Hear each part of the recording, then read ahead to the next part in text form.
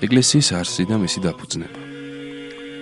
ეკლესია ღმერთის მიერ დაფუძნებული ადამიანთა საზოგადოებაა.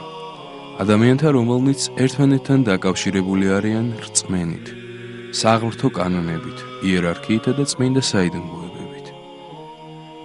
იგი დააფუძნა თავად იესო ქრისტემ, განკაცებულმა ადამიანთა გამოსახსნელად. სწორედ მან გადმოგვცა საყოველთაო სწავლება, რომელიც უნდა მიიღოს და აღიაროს ყველამ, ვისაც სურვილი აქვს გახდეს წევრი ეკლესიისა. იესო ქრისტემ დაადგინა საიდუმლოებანი, რომელთა საშუალებით მორწმუნეს შეუძლია მიიღოს და ეზიაროს საღმრთო მადლს. მაცხოვარმა ადამიანებს მისცა რჯული, რომელსაც ეკლესიის ყველა წევრი უნდა აღასრულებდეს და ემორჩილებოდეს, რათა შენარჩუნდეს ეკლესიაში დადგენილი წესრიგი.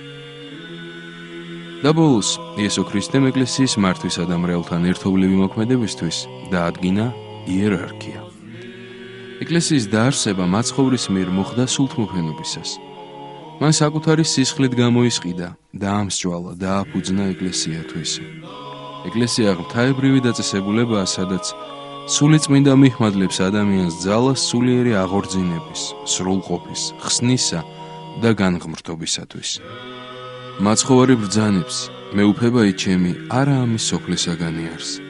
ამავე დროს ეს მეუფება განცხადებულია ამ სამყაროში.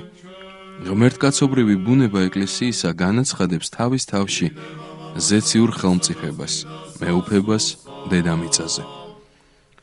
ეკლესია არის სახლი ღმრთისა. წმინდა წერილი ეკლესიის შესახებ ამბობს: ეკლესიაი ღმრთისა ცხოველისაი, სვეტი და სიმტკიცე ჭეშმარიტებისაი. სხეული ქრისტესი, რომელ არს ეკლესია, ამავდროულად მოიცავს ადამიანთა კრებულს, სადაც ცოდულ ძმას ამხელენ მოწმეთა გარეშე. შეუსმელობის შემთხვევაში, სხვებთან ერთად. მაცხოვარი ბრძანებს: უკვე თუ შეგწოდოს შენ ძმამან შენმან, მივედ და ამხილე მას. რაჟამს შენ და იგი ხოლო იყვნეთ მარტონი. უკვე თუ ისმინოს შენი, შეიძინე ძმაი იგი შენი. ხოლო უკვე თუ არა ისმინოს, მოიყვანე შენთანა ერთი ანუ ორი სხვაი, რაითა პირითა ორისა და სამისა მოწამისაითა დაემტკიცოს ყოველი სიტყვაი. ხოლო უკვე თუ მათიცა არა ისმინოს, უთხარ კრებულსა. უკვე თუ კრებულისაც არა ისმინოს, იყავნიგი შენ და ვითერცა მეზვერე და წარმართი. აღდგომიდან 40 დღის განმავლობაში იესო ქრისტე ეცხადება თავის მოციქულებს და აუწყებს საპასუხისმგებლო მისიის შესახებ. ანიჭებს მათ მიტევებისა და შეკვრის მეუფებას. რქვა მათ იესო კვალად, მშვიდობაა თქვენთანა, ვითარცა მომავლინა მე მამამან, მეცა წარგავლინებ თქვენ. და ვითარცა ესე თქვა შეჰბერამად და რქვა, მიიღეთ სული წმიდაი. უკვე თუ ვიეთნიმე მიუტევეთ ცოდვანი, მიეტევნენ მათ. და უკვე თუ ვიეთნიმე შეიბრუნეთ, შეპყრობილ იყვნენ. მაცხოვარი გზავნის მოციქულებს თავისი სწავლების გასავრცელებლად მთელ ქვეყნიერებაზე, რათა ნათლობის გზით მოხდეს მსოფლიოს ყველა ხალხის შემოყვანა მისი მეუფების ქვეშ. მოციქულებმა უნდა ასწავლონ მათ ყოველივეს დაცვა და აღუთქვან იესო ქრისტეს დანაპირები. წარვედით და მოიმოწაფენით ყოველნი წარმართნი და ნათელსცემდით მათ სახელითა მამისაითა და ძისაითა და სულისაწმინდისაით და ასწავლებდით მათ დამარხვათ ყოველი, რაოდენი გამცენ თქვენ. და ესე რომ მე თქვენთან ვარ ყოველთა დღეთა და ვიდრე აღსასრულამდე სოფლისა.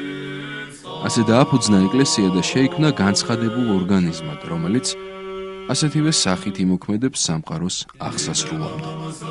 მაცხოვარმა ეკლესიის დაარსების შემდეგ მოციქულებს მიჰმადლა თანასწორი ძალმოსილება, თუმცა კი ეკლესიის მეთაურობა თავისუფლებამოსილებად დატოვა. საკუთარ თავს იესო ქრისტე უპირატეს მოძღვარს, ერთადერთ უმაღლეს მწყემსს უწოდებს.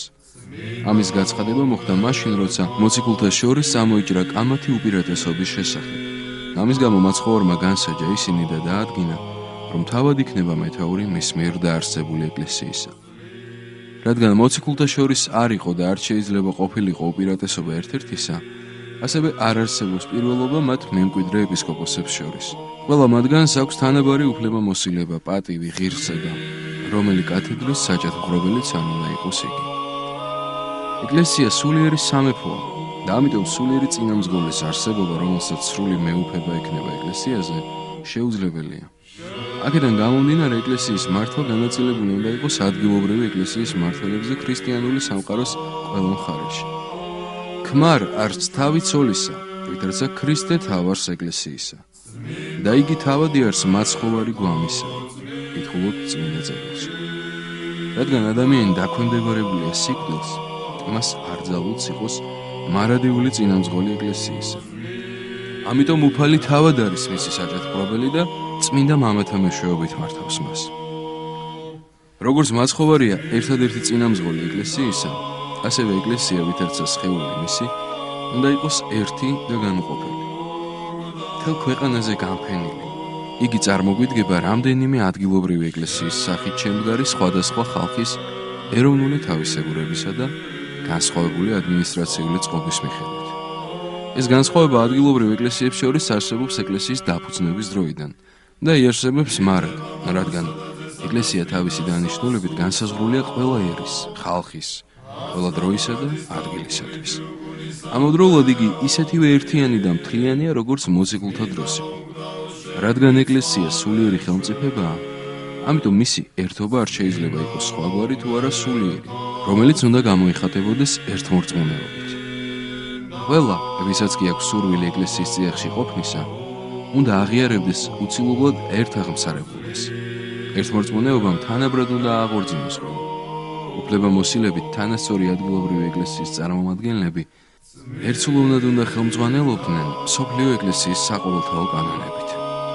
ეკლესიის საყოველთაობა ვლინდება არა მხოლოდ იმით, რომ ის არ არის შეზღუდული სივრცით და მოიცავს მთელ მსოფლიოს, არამედ იმითაც, რომ ყოველი მისი ცოცხალი ნაწილი, რომელიც სულიწმინდის ნიჭის მადლის სრულ სისავსეს ფლობს, მისტიკურად თანასწორია საყოველთაო ეკლესიისა. ანუ არის ეკლესია.